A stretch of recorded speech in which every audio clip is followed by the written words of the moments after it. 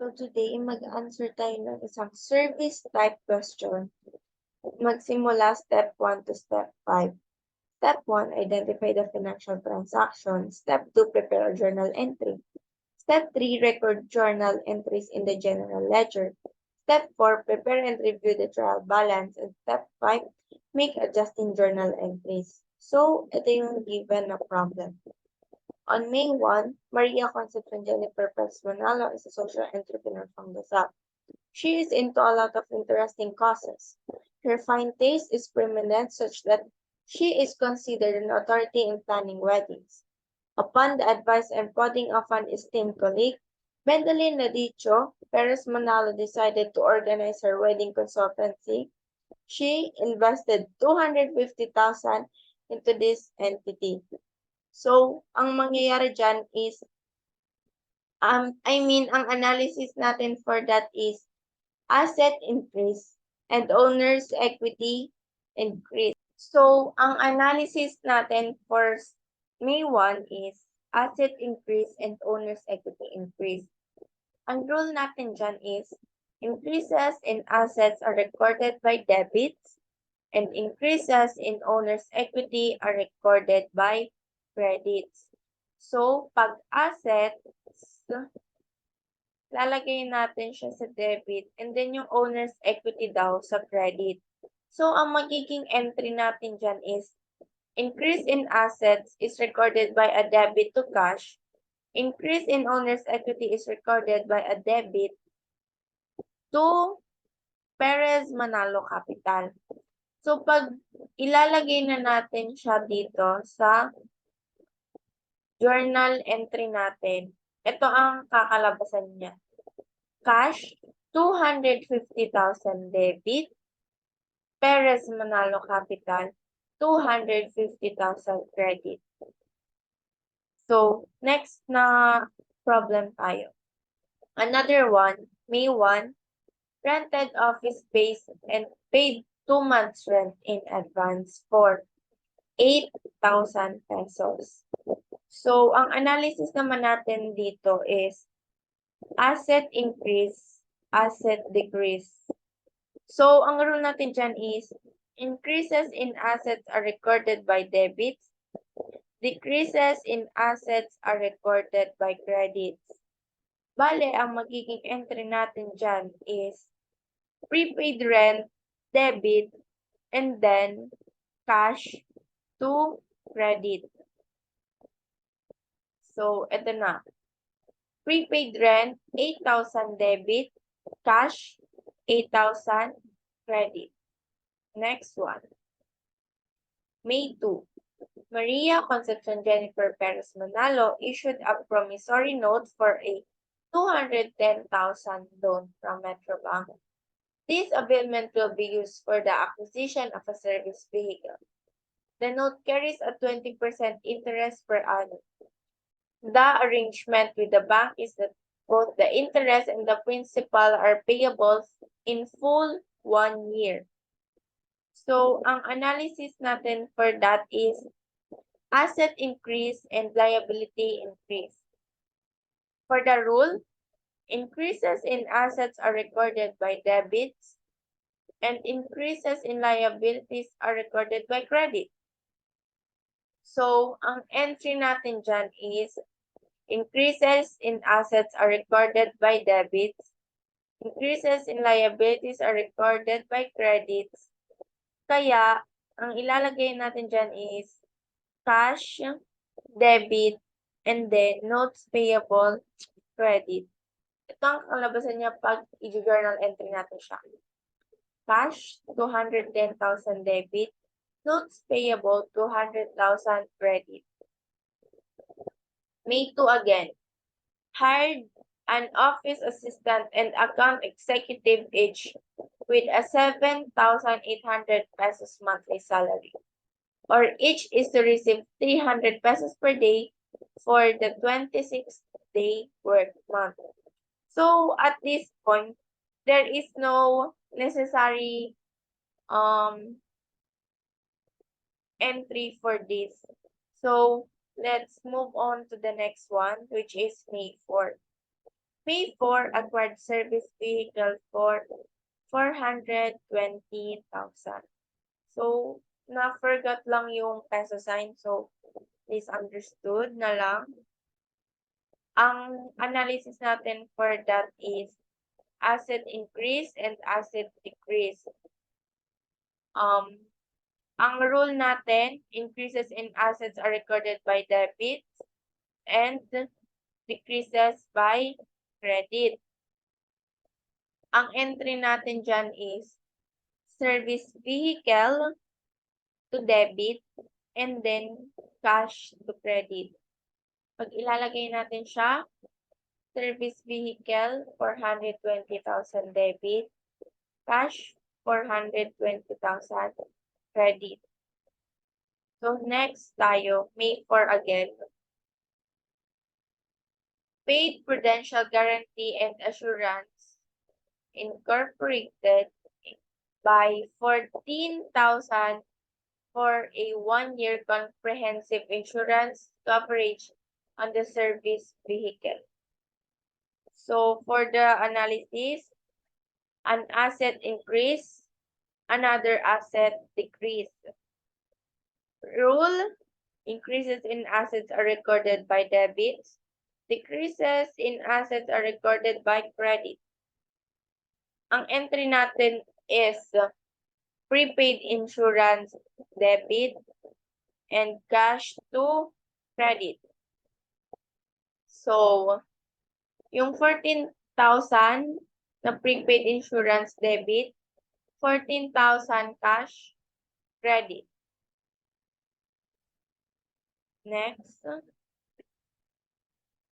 on May 5, acquired service equipment from Fair and Square Emporium for 60,000 pesos, paying 15,000 in cash and the balance next month.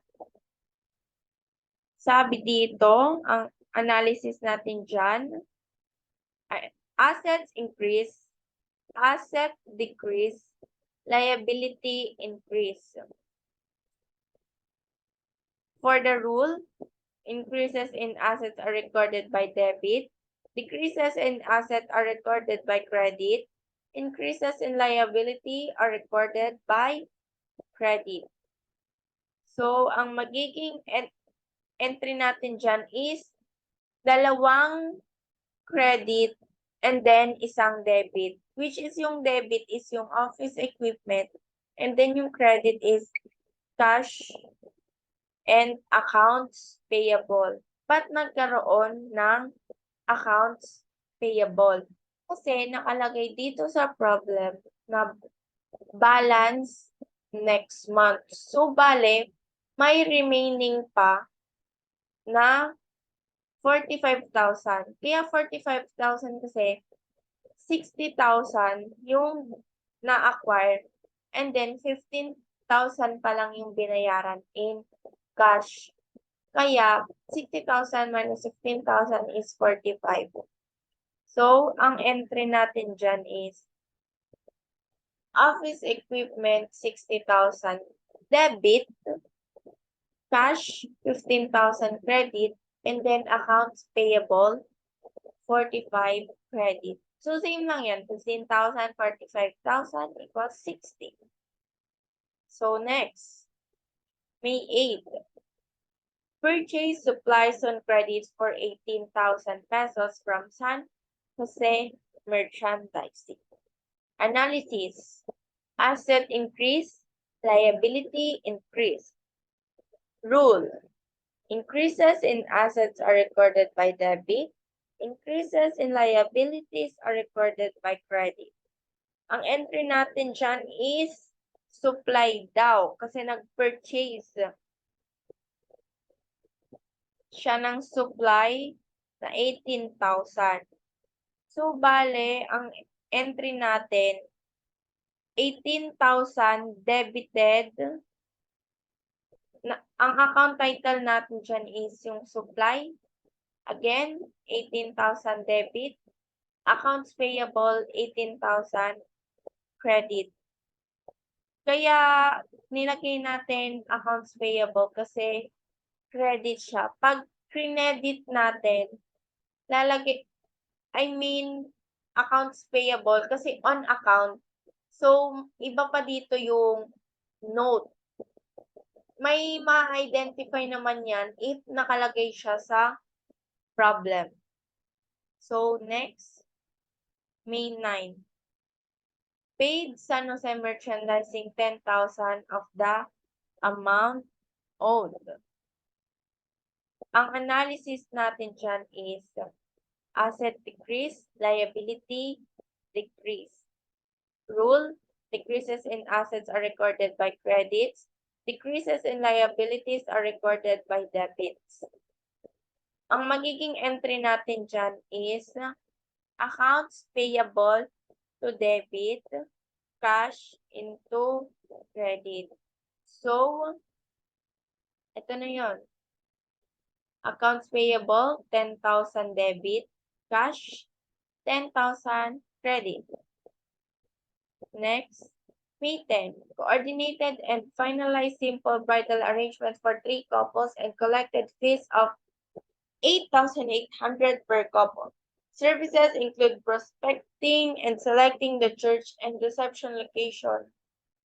Ito na yon. Ang analysis natin dyan is asset increase, owner's equity increase. Rule, increases in assets are recorded by debits. Increases in owner's equity are recorded by credit. So, ang entry natin is cash, 26,400. And then, ang consulting revenue is 26,400. Next, May 13. Paid salaries 6,000 pesos. The entity pays salaries every 2 Saturdays. So, ang analysis natin dyan is asset decrease, owner's equity decrease. Rule. Decreases in assets are recorded by credits. Decreases in owner's equity are recorded by debits. So, ang entry natin dyan is salaries expense. 6,600 debit. And then, cash, 6,600 credit. Next. So, for the May 15, the entity is earning additional revenue by referring consulting clients to friendly hotels, caterers, printers, and couturiers receive 10,000 advance fees for 3 clients referred. So, ang analysis natin dyan is asset increase, liability increase, and the rule is increase in assets are recorded by debit, increase in liabilities are recorded by credit. Ang magiging entry natin dyan is cash, 10,000 debit, and then credit to unearned referral revenues for 10,000. Next problem, May 19. May 19, coordinated and finalized elaborate bridal arrangement for 3 couples and billed fees of 12,000 per couple. Additional services include document preparation, consultation with a feng shui expert as to the ideal wedding date for prosperity and harmony, provision for limousine service and honeymoon trip.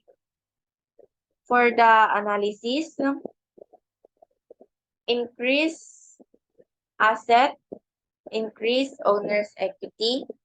For the rule, increases in assets are recorded by debit and increases in owner's equity are recorded by credit. So, ang entry natin dyan is 36,000 debit. Ang account title niya is accounts receivable, ha? So, accounts receivable 36 debit, consulting revenues, 36,000 credit. 36,000 kasi indicated naman dito na 3 couple and then 12,000 daw yung per couple. Kaya naging 36. Next, May 25. Perez Manalo withdrew 14,000 for personal expense. So, ang analysis natin dyan, asset decrease, owner's equity decrease. Ang rule, decreases in assets are recorded by credit, decreases in owner's equity are recorded by debit. Ang entry natin for that is Perez Manalo withdrawal, 14,000 debit, and then cash, 14,000 credit. Next problem, May 27. Paid salaries, 7,200. Analysis, asset decrease, owner's equity decrease. Rules, decrease in assets are recorded by credit, decreases in owner's equity are recorded by debit. Ang entry is 7,200 salaries expense, which is naka-debit, and then yung cash na 7,200 for credit. Next, May 30. May 30, received the ICC Buy-and-Tell telephone bill for 1,400 pesos. Ang analysis is liability increase, owner's equity decrease.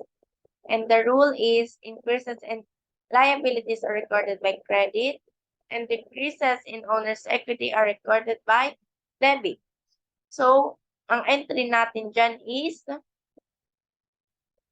utilities expense, 1,400 naka-debit, and then payable, utilities payable, 1,400 credit. So, next tayo dito sa May 30 again. May 30, received 24,000 from 2 clients for services billed last May 19. Ang analysis natin dyan is an asset increase, another asset decrease. Excuse me. Rule, increases in assets are recorded by debit, decreases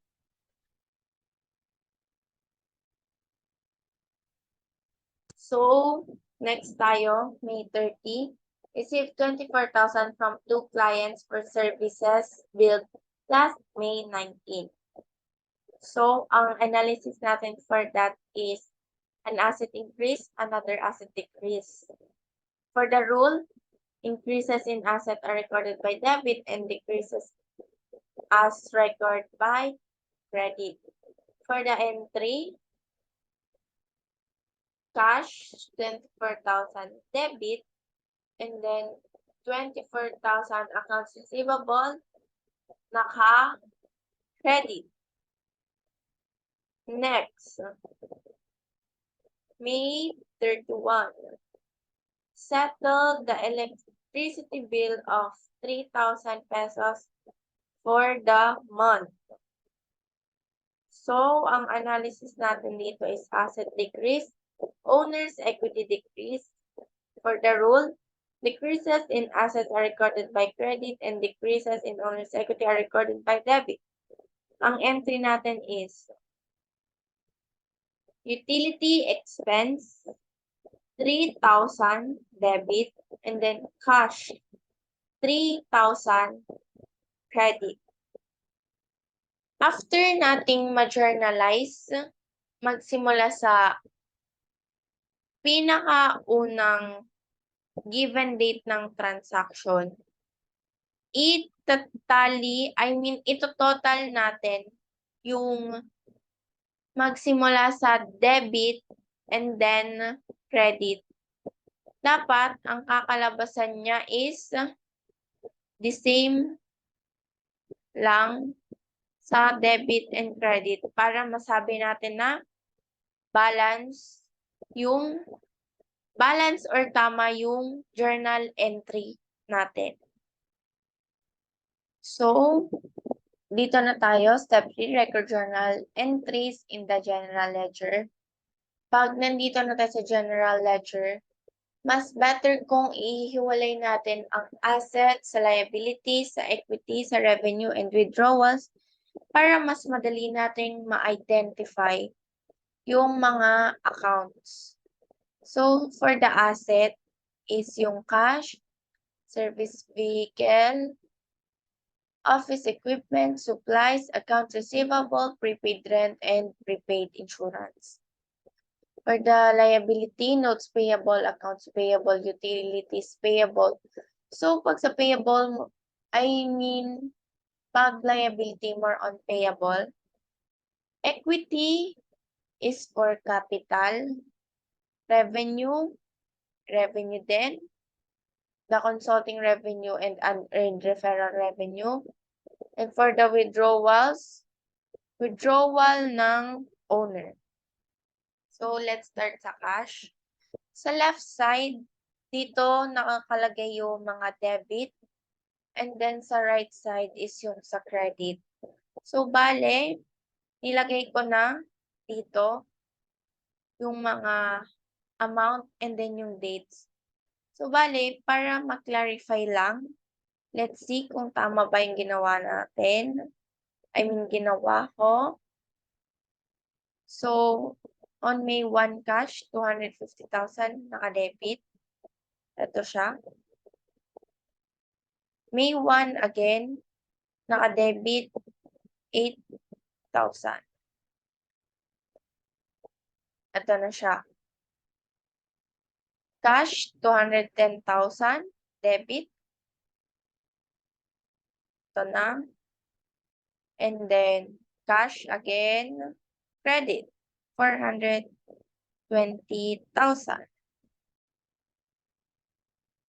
Prepaid insurance, cash, 14,000. Credit. Ito yun. Next. Cash. May 5, naka-debit. Naka-credit. Ayan, 15,000. May 9, cash debit, 10,000. Then next, may 10 cash debit. Ito na. Nasa left side. Next, may 13 cash, 6,600 naka-credit. Ito na.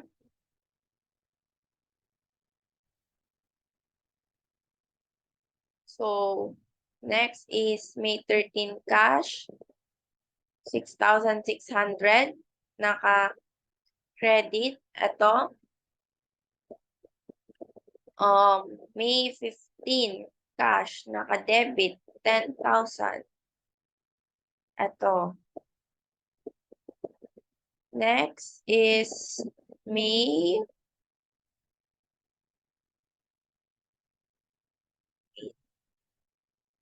25 cash, 14,000 credit. Credit, 14,000. May 27 cash, 7,200 naka-credit din. And then, lastly, on May 31 cash, naka-credit pa rin. Ito na. So, bale, yung nasa left side na debit, ito total natin siya. 250,000, 210,000, 26,400, 10,000, and 24,000 is equal to 520,400. And then, yung credit, same lang, i-add natin lahat, which is nag-total ng 498,200. So, bale, mas malaki yung debit sa credit, and then ima-minus natin sila. 520,400 minus 498,200, which is 22,200. Yan yung natitira sa cash and naka-debit. Sa service vehicle naman, may service vehicle may 4. Debit, 420,000. So, ito na. Next, office equipment. Debit din, 60,000.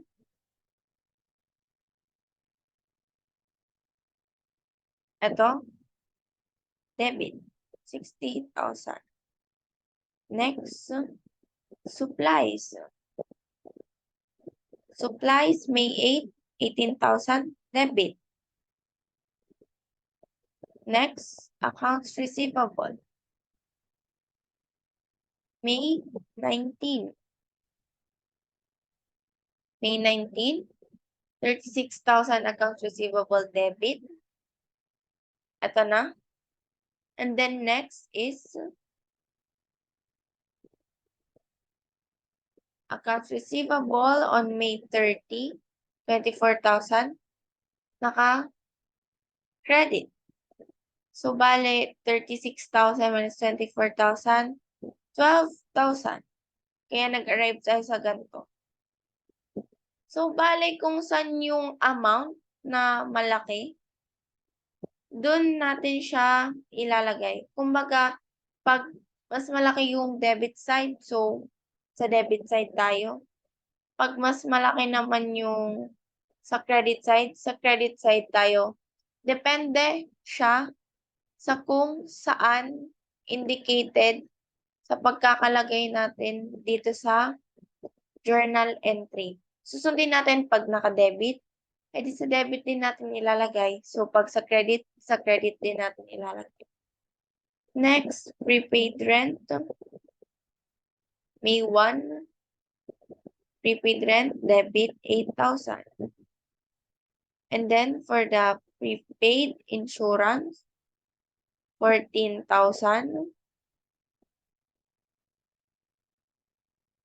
Ito na. Debit, May 4, 14,000. So, bali yung mga ganito, nasa baba niyan. Ito na yung total, and then, yan na yung magiging guide natin pag ilalagay na natin siya sa step 4, which is yung trial balance. So, for the liability, notes payable, accounts payable, and utilities payable. So, notes payable, May 2, 210,000. Naka-credit. Lalagay natin, 210,000. Sa accounts payable naman, May 5, accounts payable, 45,000. Credit. May 8, accounts payable, 18,000. Credit. So, eto na yun. Naka-debit naman, May 9, 10,000. Let's see. So, May 9, 10,000.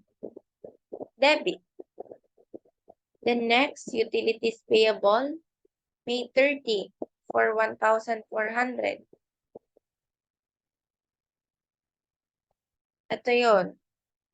Payable, May 30, credit, 1,400. So, next, equity. Yung capital. Let's find the capital.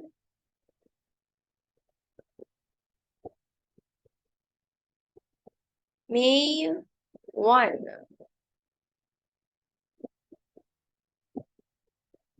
Capital, 250,000 credit. Ito na yun. For the revenue, consulting revenue, May 10 and May 19. Let's see. May 10, consulting revenue, 26,400 credit. And then, May 19 consulting revenue, 36,000 debt, 26,400. And then,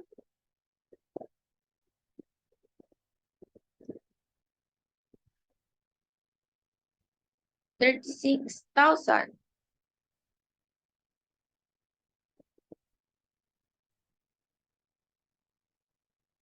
So, nagka-error lang sa pag-type. So, ulitin lang natin. 36,000.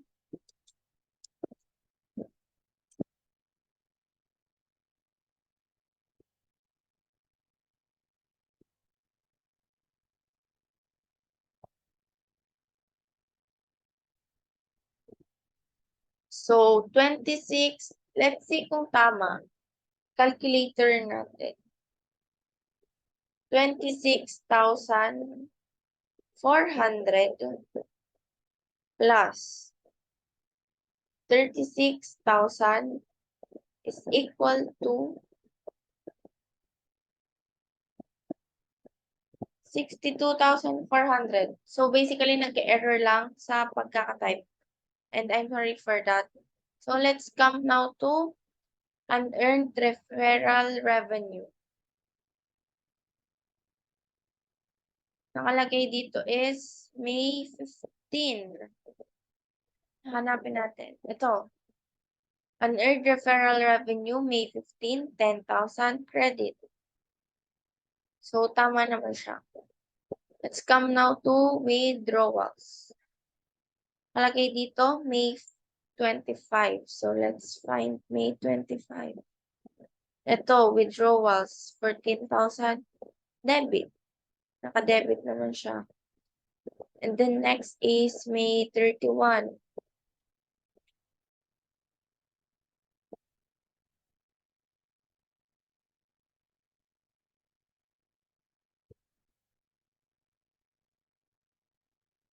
Utilities expense.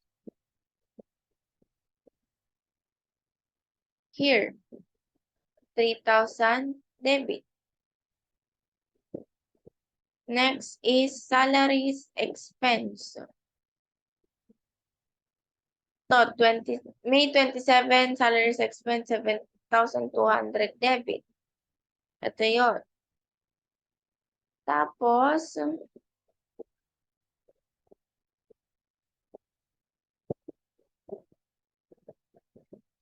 May 13, napin natin.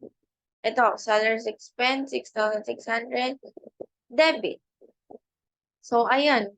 Ito na yung general ledger natin. After natin mag-general ledger, let's come now to step 4. In step 4, we are preparing and reviewing the trial balance. So, pag mag-trial balance tayo, lalagay muna natin yung company name and then kung ano yung ginawa natin, which is ito, unadjusted trial balance. And then dito yung date for the year ended May 31, 2019. So, based dun sa step 3, itong mga account title na to under from asset, liabilities, equity, revenue, and withdrawals, yun ang ilalagay natin dito. So now, ilalagay na natin yung mga account titles na solve natin dito sa general ledger. Yung total ng mga account title which is yung sa cash is 22,000. Service vehicle 420,000. Yung mga ganyan, ilalagay na natin siya dito. So, ito nga, cash 22,200 and then accounts receivable 12,000. Check natin. Accounts receivable 12,000. Supplies Ito siya.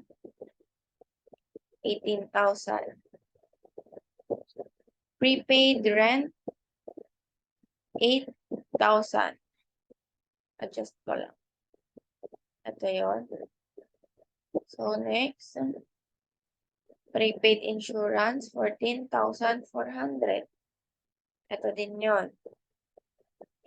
Service vehicle, 420,000. Ito yun. Ilang kita yung account, title. Ito. And then next is yung office equipment which is 60,000. Ito din yun.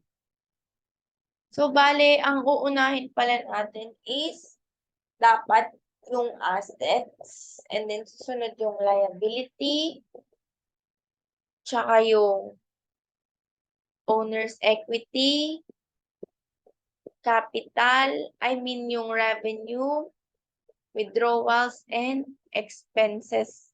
Yun ang pasunod-sunod. So, after neto, ito di ba yung assets? Next na tayo sa liability. Tatlong liability yung kanina is, ito yun. Notes payable, accounts payable, and utilities payable. Check natin. 210 sa notes payable, 53 sa accounts payable, and then 1,400 sa utilities payable. So, ito. So, after netong tatlong layab, isusunod natin tong unearned referral revenue, which is yung 10,000. Ito yon. And then, yung capital, withdrawals, and then consulting revenue. So, bale sa capital, naka-credit siya. Ito, 250,000. Next, yung withdrawals, naka-debit, 14,000. Ito, on May 25. And then, consulting revenue, 62,400. Naka-credit. Ito yon.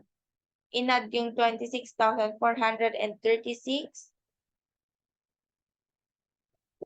36,000. And then, salaries expense. Naka-debit, pareho ng utilities expense. Tayo. Utilities expense, 4,400. Salaries expense, 13,800. So, ito total natin yung lahat ng debit and then lahat ng credit. So, dapat magtali sila. So, ang kinalabasan naman niya is 586,800. So, it means balance siya. And then, tama yung pagkakalagay natin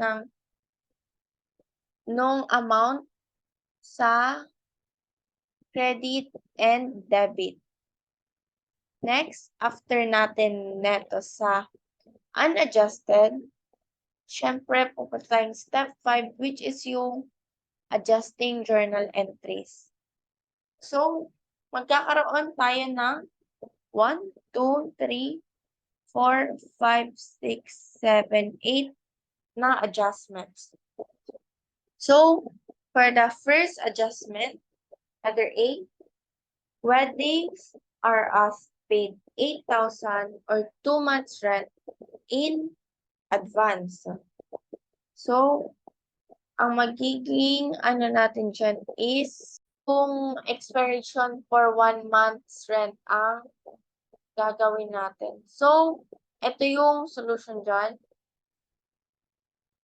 For A, journal entry, rent expense, 4,000 debit, and then prepaid rent, 4,000 credit. 4,000 kasi as we can see naman, 8,000 for 2 months daw. So, bale, 8,000 divided to 4,000. So, ang hinahanap is expiration for 1 month nga. Kaya, ito yung kinalabasan. Next, B. Wedding or us acquired a 1-year comprehensive insurance coverage on the service vehicle and paid 14,400 premiums. Ang gagawin naman dyan is yung sa expiration of 1 month insurance. So, analysis natin dyan, asset decrease, owner's equity decrease. So, ang entry natin, insurance expense, 1,200. Prepaid insurance, 1,200.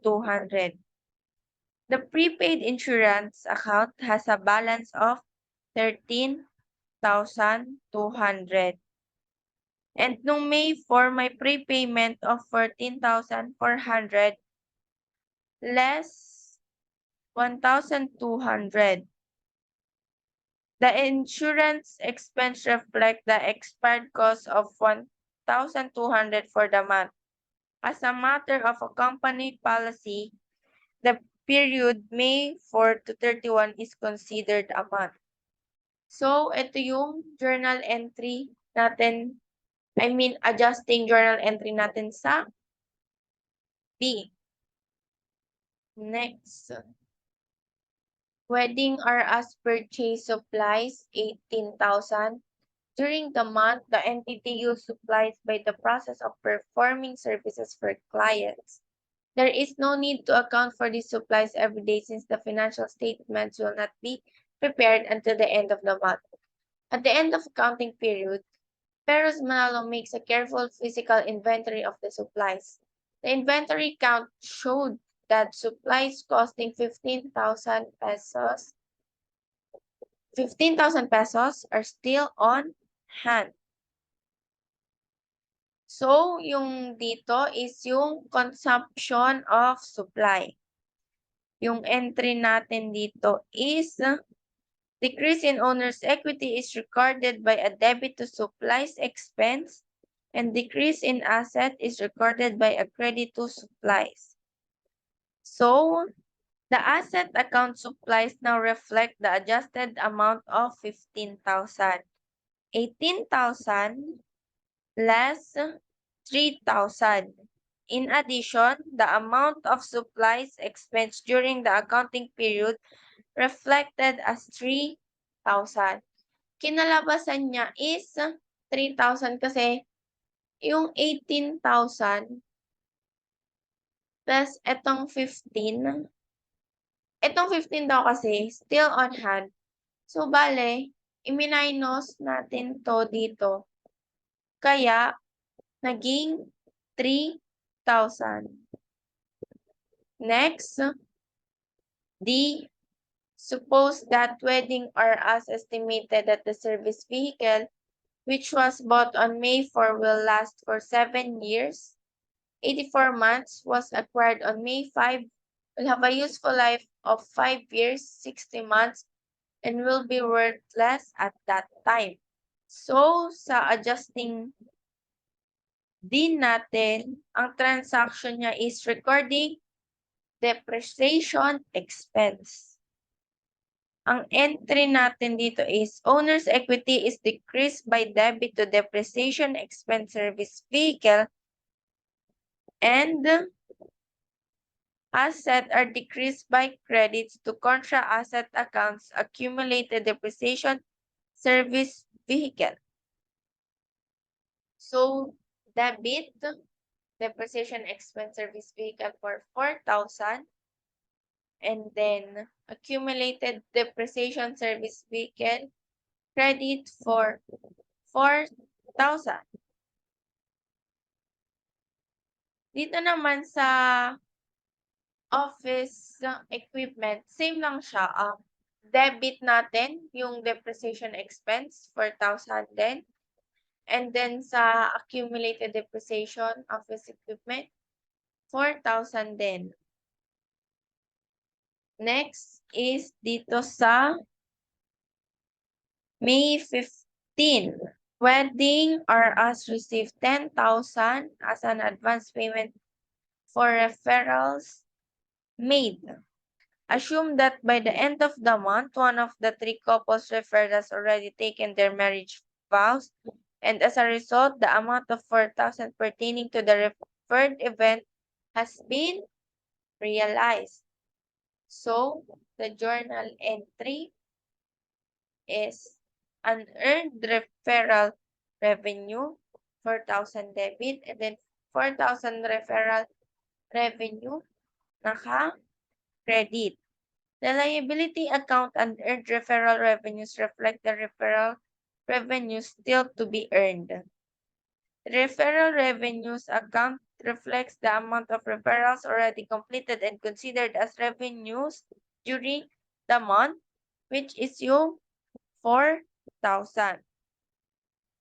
Nag-come up tayo sa 4,000 since na sinabi naman dito na the liability account and earned referral revenues reflect to the referral revenues still to be earned, which is yung 6,000. So, ito na yung kinalabasan, 4,000. Next adjustment, F. Wedding or as play salaries every 2 Saturdays. The office assistant and the account executive were paid salaries on May 13 and 27. At the month end, the employees have earned the salary for 3 days but is not due to be paid until the regular payday in April.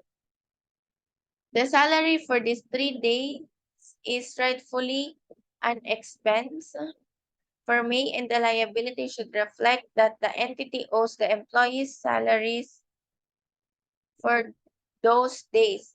So, ang giging journal entry natin dyan is salaries expense, debit, 1,800 and salaries payable, 1,800.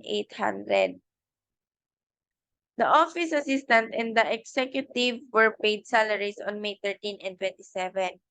At the month end, the employees have worked for 3 days, which is May 29, 30, and 31.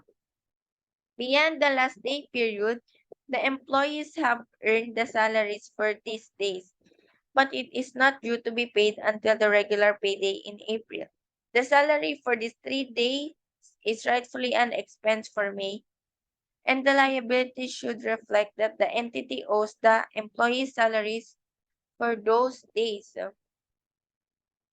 So, ito na yung entry natin for adjusting, entry natin for accrued salaries. Next is, before that, explain ko lang kung paano nakuha yung 1,800. Each of the employee's salary rate is 7,800 per month or 300 per day. So, 7,800 divide 26, which is yung working days. The expense to be accrued is 1,800. And then, 300 times 3, 900 times 2 employee, which we come up to 1,800. And then, now after, let's come to accrued interest, which is Perez Manalo borrowed 210,000 from Metrobank. She issued a promissory note that carried a 20% per annum. Both the interest and principal will be payable in 1 year. Ang transaction natin dito is accrual of unrecorded expenses.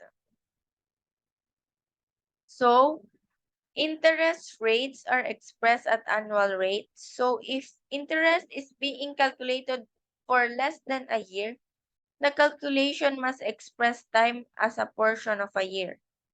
Thus, the interest expense incurred on this note during the month is determined by the following formula. So, hindi naka-indicate dito yung formula, pero ito yon. To get the interest, principal times interest rate times length of time. So, bali, yung principal is yung 210,000. And then yung interest rate is 20% per year. And yung length of time niya is 1 year. So, 1 year, equivalent to 12 months. Kicking kakalabasan niya is 3,500. So, interest expense 3,500 debit, 3,500 interest payables credit. Next.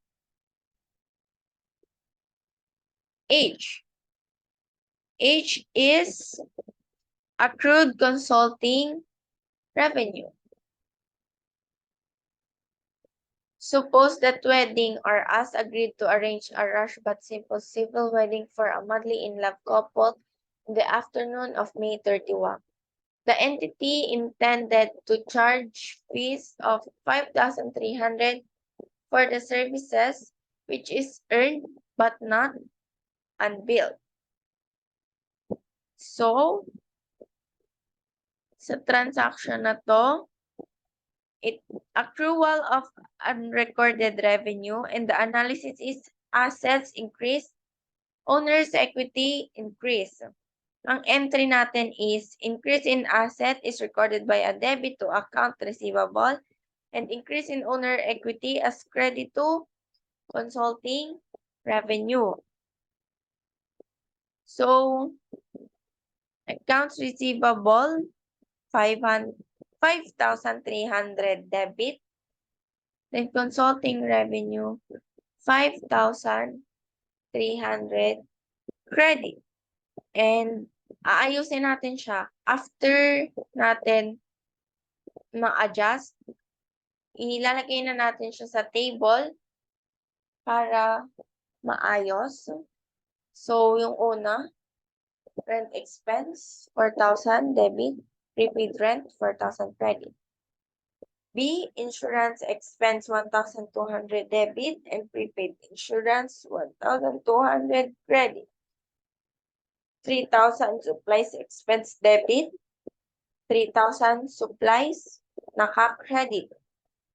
Depreciation expense for service vehicle, 4,000 debit, and then the accumulated depreciation of service vehicle, which is 4,000 naka-credit. Same with the office equipment, the depreciation expense of office equipment is 4,000 debit, and accumulated depreciation office equipment 4,000 credit. Unearned referral revenues 4,000 debit, referral revenues 4,000 credit. For the salaries expense, 1,800 debit, and then salaries payable, 1,800 credit. So, natapos na tayong mag-adjust. Tapos na natin gawin ang step 1 to 5 from identifying the financial transaction and preparing a journal entry. And then, itong record journal entries in the general ledger. Itong fourth na trial balance, which is yung unadjusted. And then yung adjusted. So, for the step 6 and 10, there is a separate discussion for that. And that will be discussed by Kirsten, Jesah, Buena. And note that this a guide, video guide for you guys to understand. If hindi nyo ma-understand yung given na book or the reference na bind or compilation namin as an output. So, I am sorry if there is some wrong grammar or wrong pronunciation in this discussion. Some typos in this problem, and I hope you understand it as long as naintindihan nyo naman yung discussion ko from step 1 to step 5. And that's all.